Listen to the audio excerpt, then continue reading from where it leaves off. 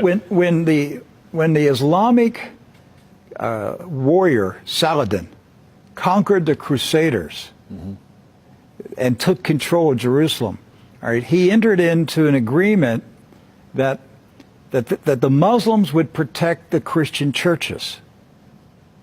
And so he appointed 2 Muslim families.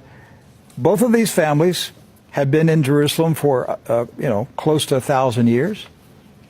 And each generation has passed down the key. The key. Right. The physical key. Mr.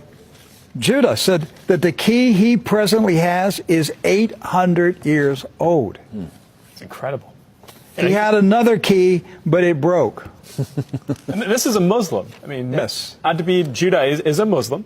And he said it's a great honor for a Muslim to hold the key to the Church of the Holy Sepulchre, which is the most important church in Christendom.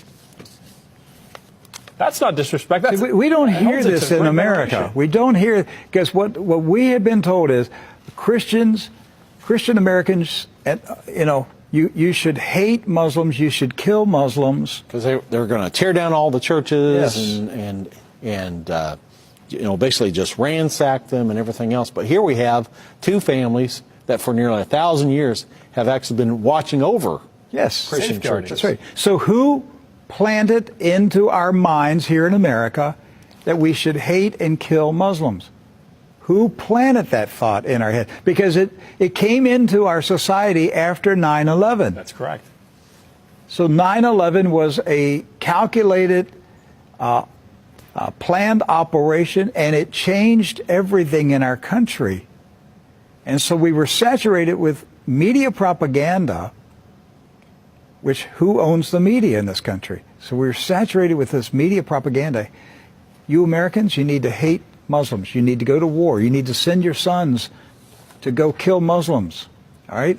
And yet, when you go to the Middle East, you find out that the Muslims, like Christians, are taking care of Christian churches. Yes. Do not hold animosity against Christians or Americans, except in the case where Americans are pushing for war in their countries or trying to take their land.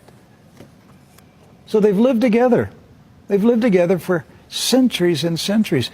Jews, Christians, and Muslims have lived together for centuries. They were buying and selling. They were trading. They were doing business together. They were building houses next door to each other for centuries. And it didn't change until the Zionists came. Now, see, wait a minute. I thought Zionists are Jews. Not all Jews are Zionists. And not all Zionists are Jews. Right. Zionism is a political movement. Yes. Right. It's an ideology. Yes. Not an ethnicity. And so when the Zionists came to Jerusalem and Palestine, basically in the 1920s and 30s and 40s, all right, they came to agitate. They came to infiltrate. They came to seize control. And so they formed paramilitary groups, like Irgun. And that's where Ariel Sharon and Menachem Begin, and these guys were young terrorists. And so there's where the hatred started to come in. The fighting, the animosity, the bitterness. But it didn't start until the Zionists appeared. Jews, Muslims, and Christians were coexisting. Yes. That's right.